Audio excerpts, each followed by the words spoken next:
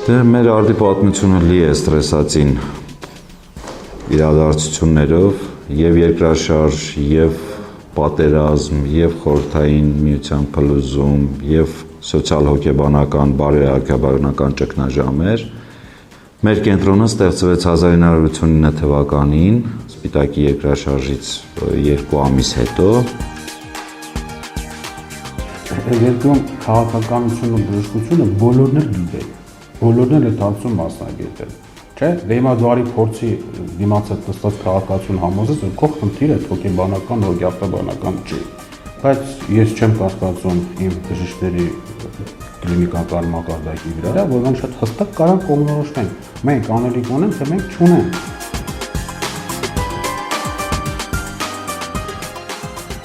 Մենք չունենք հիվանդություններ, որ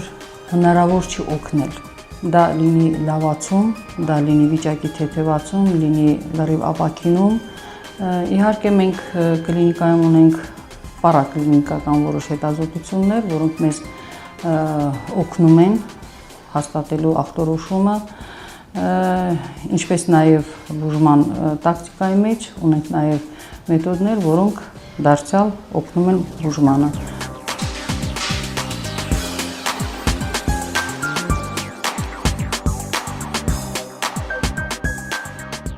Ստեղծման օրվանից կենտրոնը առաքելություն ուներ օգնելու երկրաշարժից տուժածներին,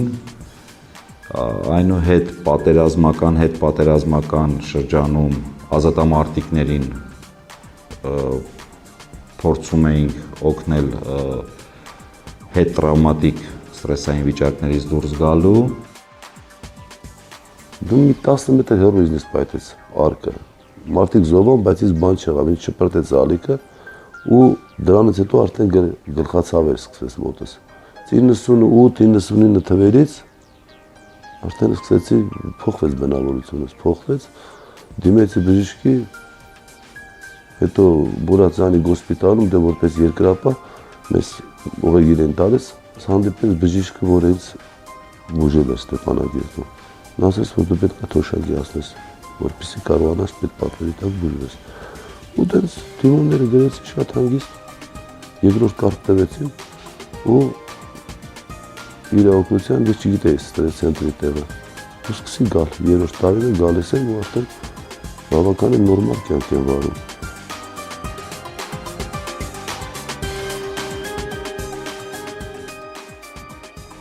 Գալիս եմ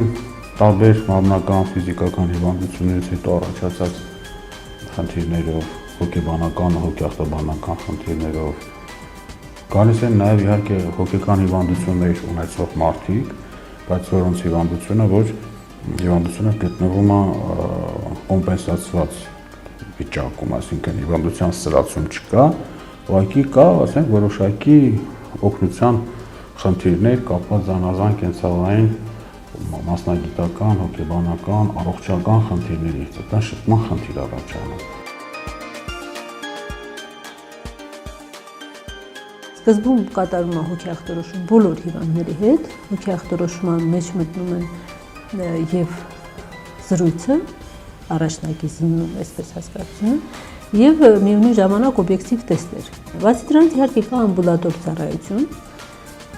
որտեղ գալիս են արդեն զուտ հոգեբանական խնդիրներով, հոգեբանի մոտ։ Թերևս միակ կառույցն է Հայաստանը, որտեղ որ հոգեբուժական հիվանդանոցի դռները բաց են։ Մենք չունենք սահմանափակումներ, մեկուսացում, զսպում հիվանդների նկատմամբ, բայց ինքը սա ընդհանուր տիպի հիվանդանոց է, ուր որ գալիս են իրենց ցանկությամբ,